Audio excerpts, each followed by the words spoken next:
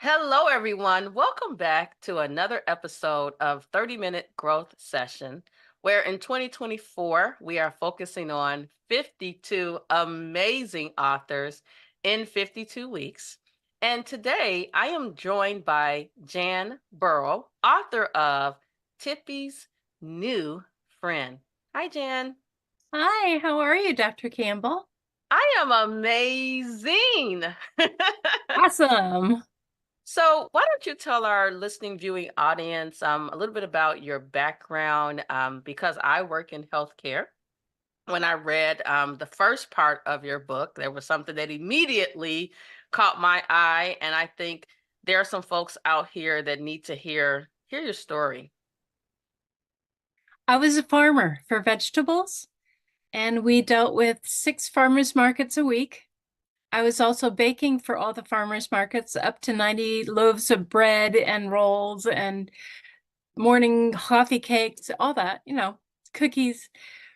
And it got to the point where trying to do everything, packing and unpacking the vegetables, harvesting the new ones, weeding, I was getting 3 hours of sleep a night. Yep. And the divine said, that's enough. And I had a stroke. I had a hemorrhagic stroke. I was able to call my son and call my partner at the time at that point, and then I lost consciousness. I had called 911 also. It was sad. I have always wanted, actually, it's kind of funny.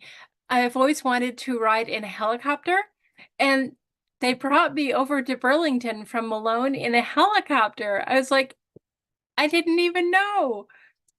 So I got to go for a ride and don't remember it. Jeez. But I came to 3 days later. My daughter was there. I couldn't move. My whole half of my body, the right side, was paralyzed. And nothing seemed to work right. And I couldn't, no muscles on the one side. So trying to do things with only half of your body, it doesn't work too well at first. So I went into rehab where I was for 6 weeks. And then I was sent home. The doctors were surprised I had actually survived because, as they said, I wiped out all my prime real estate. There was nothing left. The hemorrhage was right in the center of the brain. So after a year, they say you're not going to get anything back. After a year, I still couldn't read. I couldn't write. I was kind of walking with a Hemi walker. It's this half the size of a regular walker. And school called me up where I had been a substitute before and said, will you come back? And I said, yes, sure. So I went back and the kids were amazing. I had dealt with these kids since kindergarten. I knew them all very well.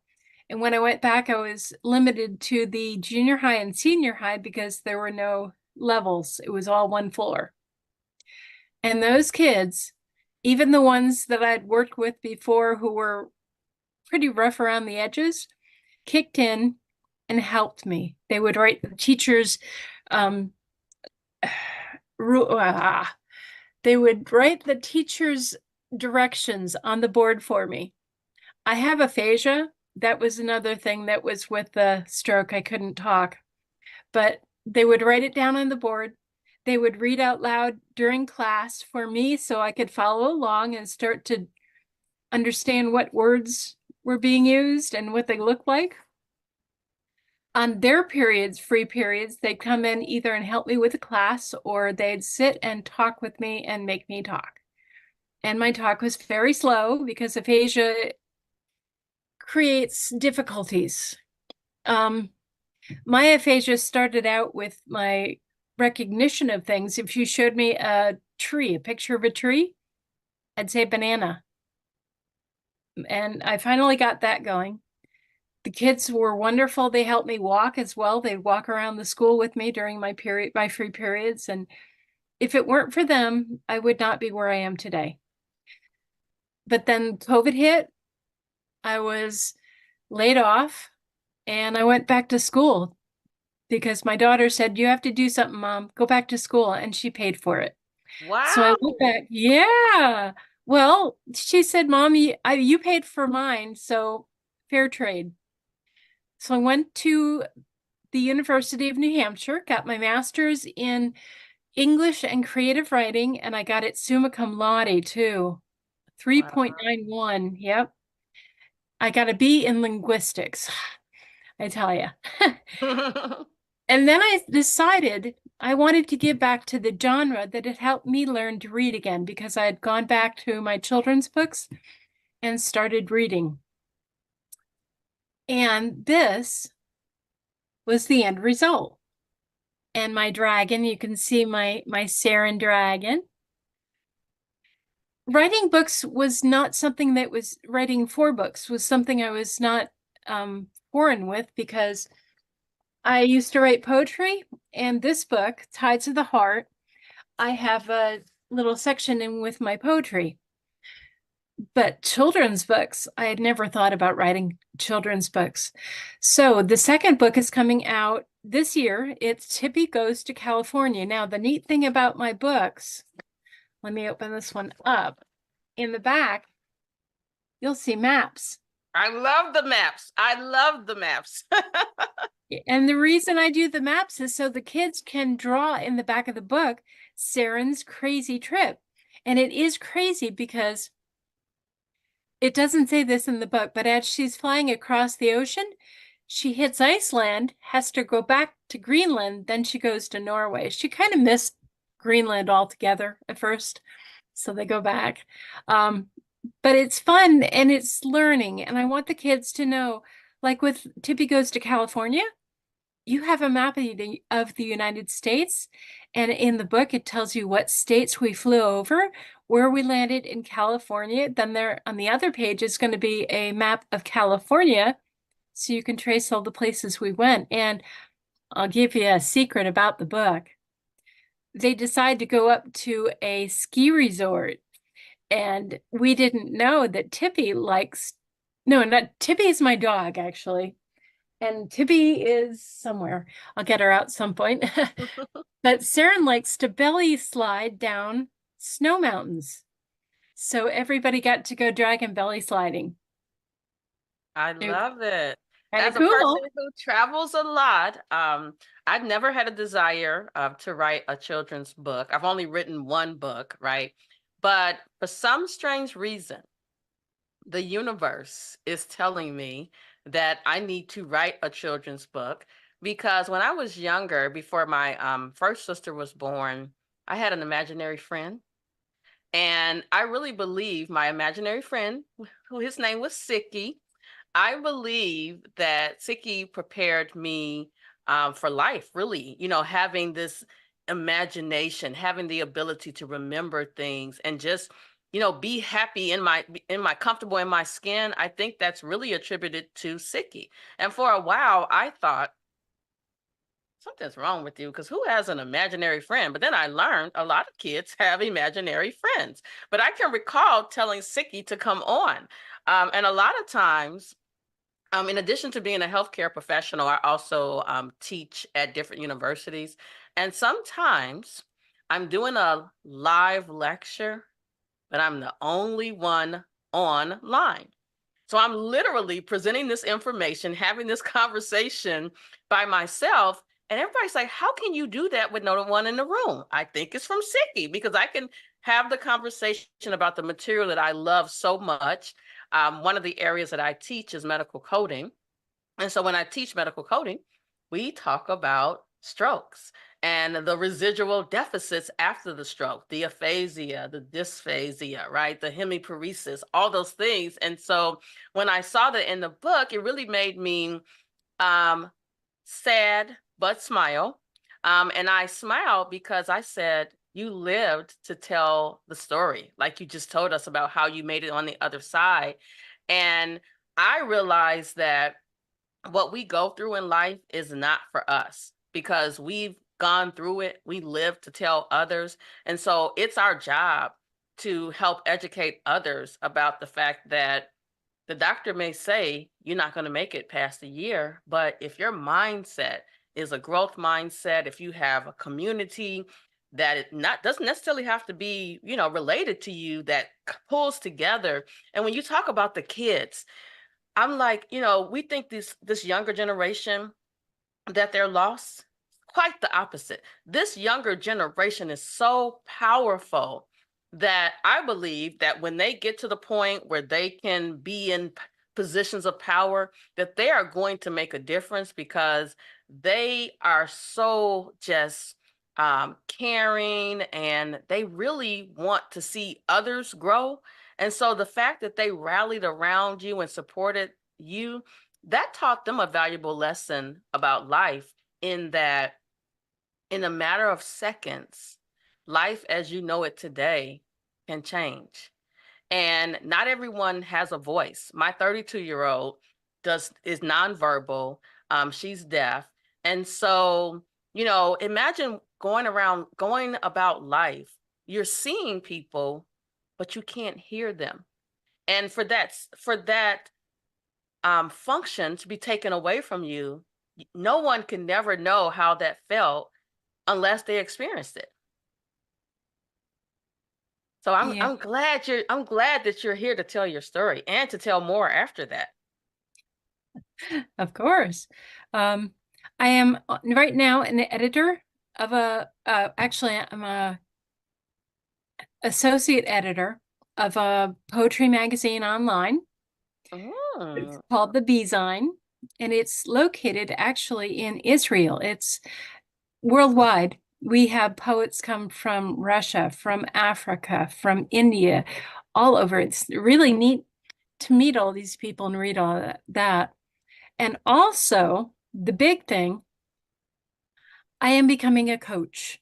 I am going to coach stroke and traumatic brain injury individuals, their caretakers, and their loved ones. Because at first, like you were saying, like I had aphasia, you can't communicate and you get frustrated and you get mad and you throw things and depression hits. And all this goes through the head while the loved ones are looking at you and not knowing what you're feeling and not knowing how to help you. The caretaker, maybe they want to help and they're doing a great job, but they're doing everything for you. And if they do that, you never get better. You never go beyond what you are at that moment. You have to be able to walk. It's frustrating when you can only walk 50 feet at first, but the next day walk 51, the next day walk 52, and before you know it, you're walking all over. And you can get rid of that hemi walker and you can go to a cane, which I do. I have a quad cane. It has 4 feet on the bottom, not because I need it to be a quad cane, but because it doesn't fall on the ground as much. Because I'm always leaving alone and going to do something and bake cookies or make bread. I still do baking, even just one-handed, and I do crocheting one-handed. Wow. There That's is nothing you can't do. mindset. It's the mindset. So tell us a little bit more about Tippy's new friend. Who is Okay. For our Tippy, listening, viewing audience? Tippy, come here. We gotta know. We have to see Come on, Tippy. Tip. Come here. Come on. Come on up here. Come on up here. Come here. Come on. Come on. Good girl. This is Hi. Tippy. Oh. Wait Yeah. a minute. Are you matching? Okay. Yeah. It's rather cold in here today, so she's got her sweater on. And I made that for her. Wow. Wow. I'm So just really enjoying learning about the things that you've been able to do in spite of. no, you know something? It's not so much in spite of, it's because of. Mm. I would never have taken this journey if this hadn't happened. And by the way, there's a Tippy in the book. Yes. Yes. So, no, I never would have taken this journey. And all my life, I grew up in abuse. I've been a people pleaser. I've Mm. never had my own dreams. I've never even entertained them. I just was there to help people. And I didn't know who I was either because I became what each person I was helping needed and wanted. right up to being a farmer. I like farming, not on the scale we were doing it. I like baking, not on the scale I was doing it. But that was what my partner at that point needed. It was his dream, and I was trying to make it come true. But you lost yourself in the process. Yes, I did. You're right. And because of the stroke and because of I have ADHD and I have dyslexia. That didn't help my reading either, but um, the mindset, like you said, the mindset was to never give up and never stop. If you stop life, and life goes on without you. And I didn't want to do that. And now I have another reason for writing these children's books. I have a Mm. grandson. He's just a month old now.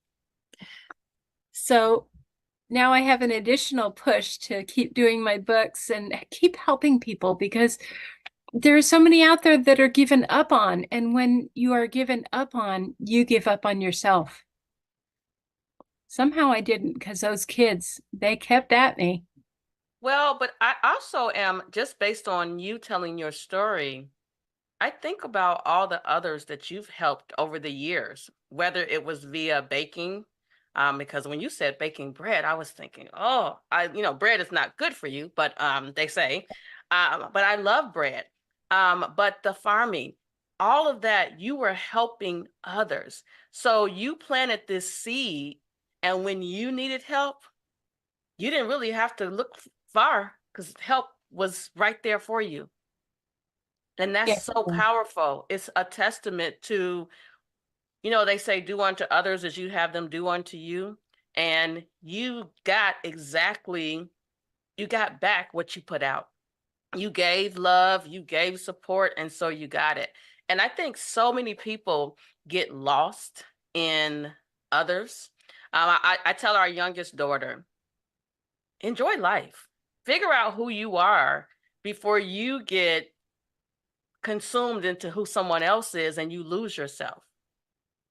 So, so powerful, so powerful. So, tell us a little bit more because we want them to buy the book about Tippy's new friend. Tippy's new friend is a journey.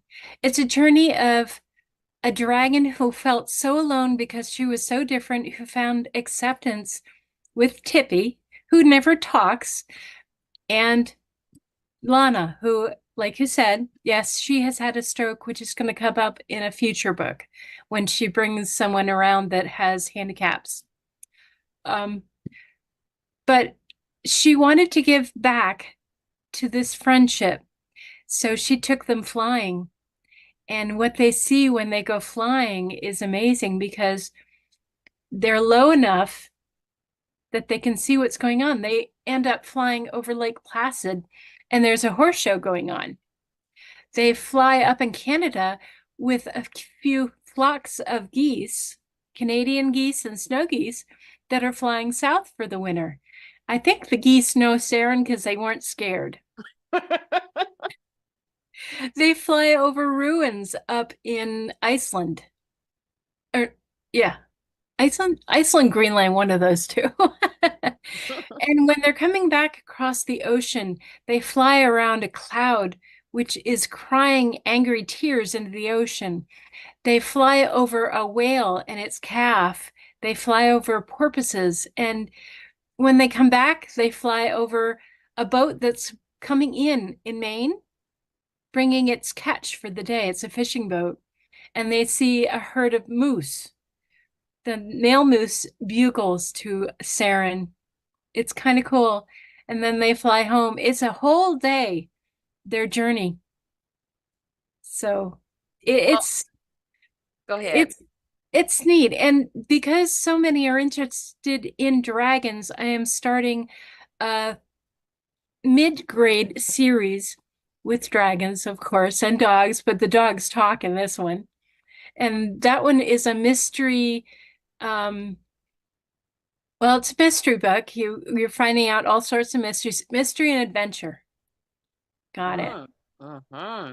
Well, one of the things I enjoyed about the flying, the story that's being told while flying, I love flying. I remember when I think I was 8 or 9, my mother promised to take us to Florida on our first plane trip. And I think about all of the individuals that have never been on a plane.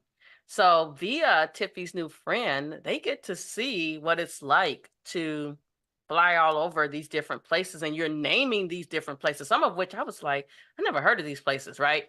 Because I've been a lot of places, but I haven't been all the places. So just learning about the different places that you called out, and then you're up and you're turning left over into Canada and all these things, and I'm just like, wow, that's so cool because I could visualize it. But for those that either can't fly, won't fly, they get the benefit from learning about Tippy's journey, Tippy's new friend, as a part of this journey. So definitely a great read. I could see myself flying all these places, but now can I make it in one day? I don't know.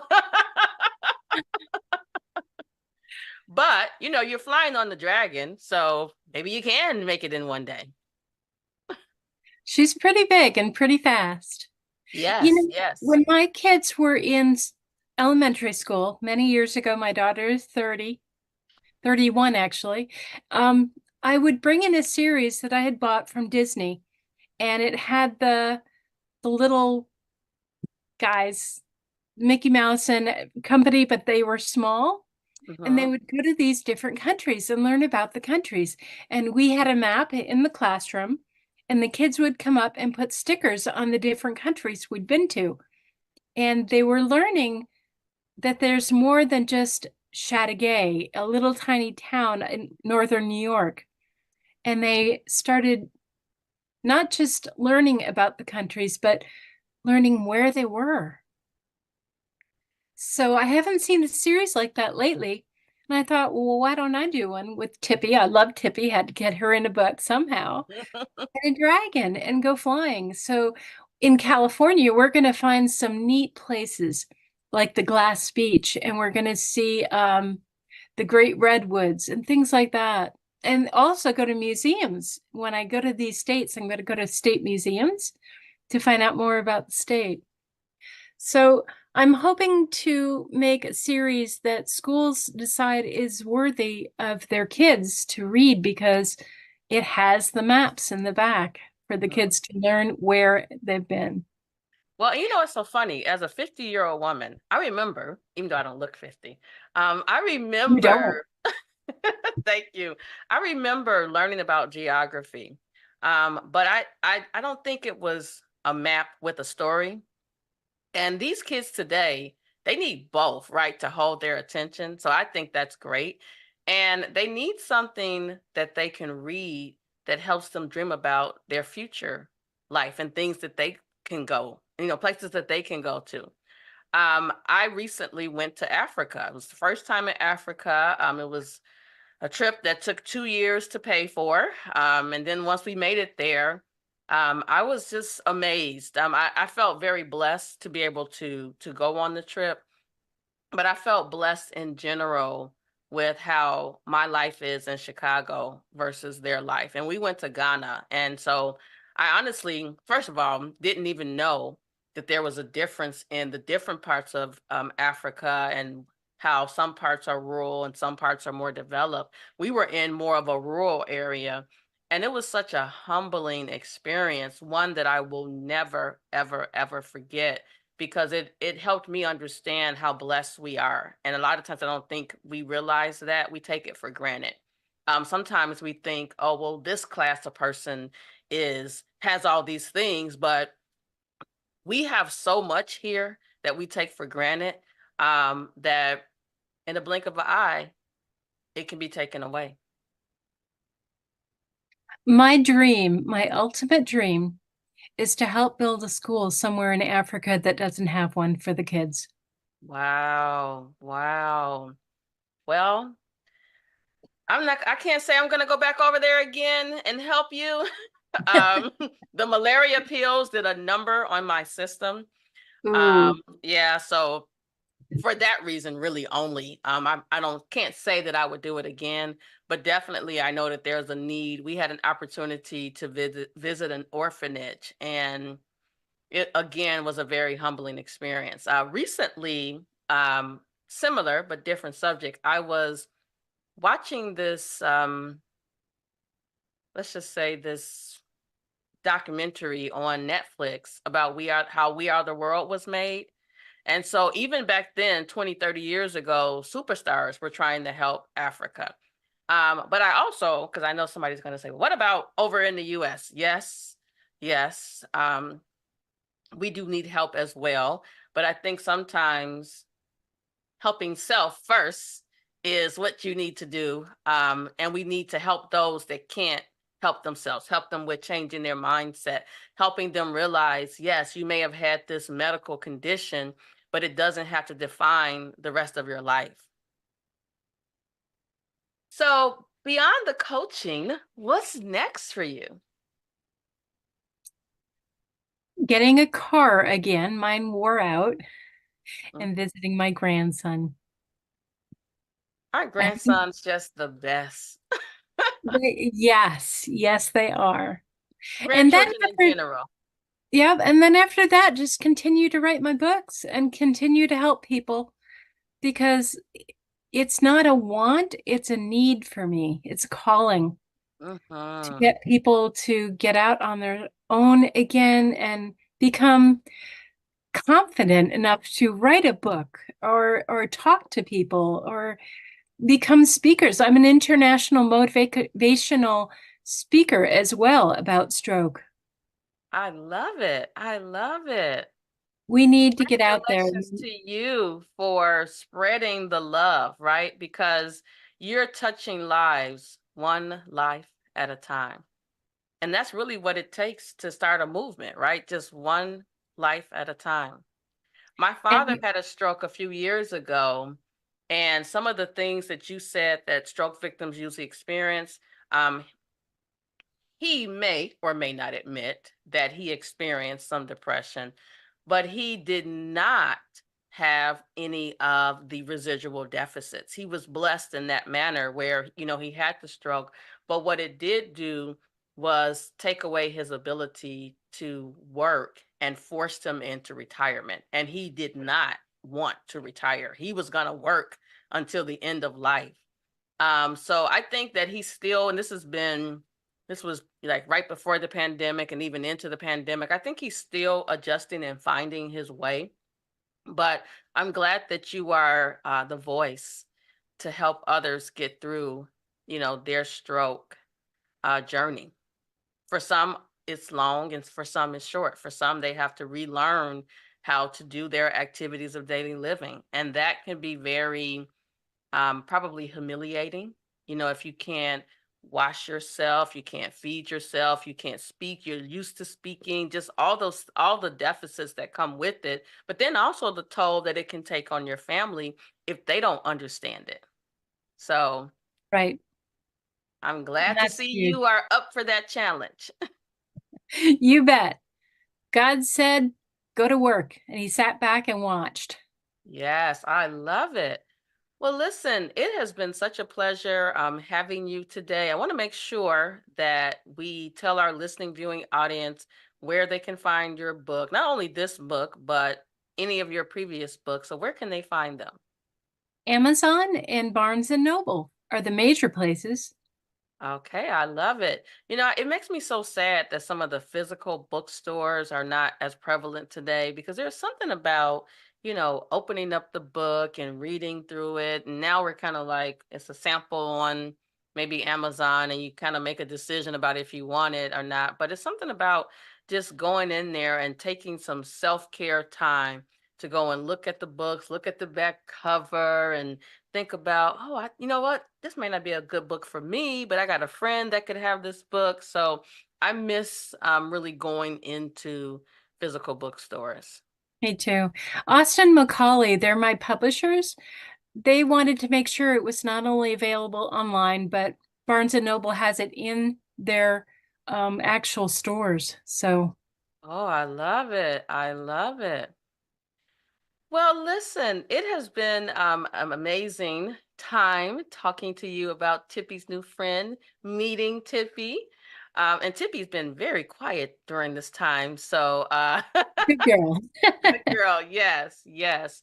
But I want to thank you so much for coming on. I wish you the best of luck in the future. I'm so excited about you helping those that have experienced stroke. I don't know how big your arms are, but and how long they are, but you got a lot of ground to cover. So take it one day at a time, one group at a time. Keep your strength up, and just keep moving forward because you have a story to share and a large population of folks to help. Yes, I do. Thank you very much, Dr. Campbell. I appreciate it. All right, everyone. This has been another episode of 52 Authors, 52 Weeks, and we are continuing to learn and grow and meet new friends. Don't forget, purchase your copy of Tippy's New Friend.